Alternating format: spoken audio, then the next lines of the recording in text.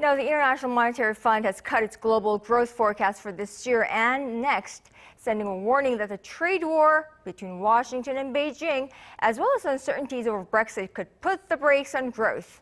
But despite the global turmoil, the IMF hiked its 2019 growth forecast for the United States. Seung-jae explains.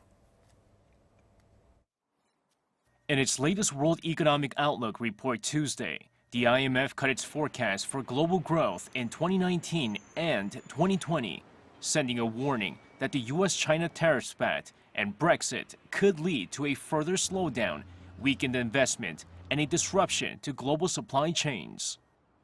According to the IMF, downside risks have intensified, and it now expects global growth to be 3.2% this year and 3.5% next year, a decrease of 0.1 percentage point for both years from its previous forecast in April.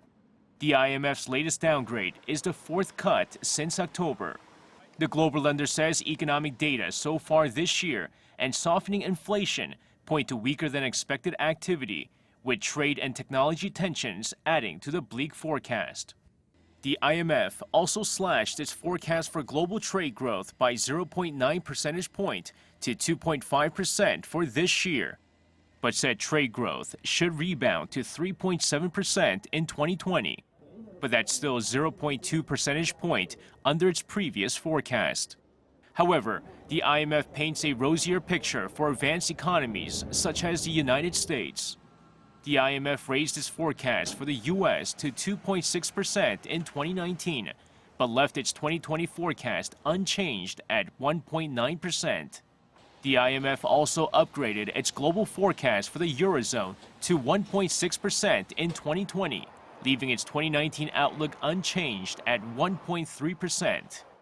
The IMF urged countries to work at the multilateral level to reduce trade tensions, also calling for efforts to ensure the continued enforcement of existing World Trade Organization rules. Seung-jae, Arirang News.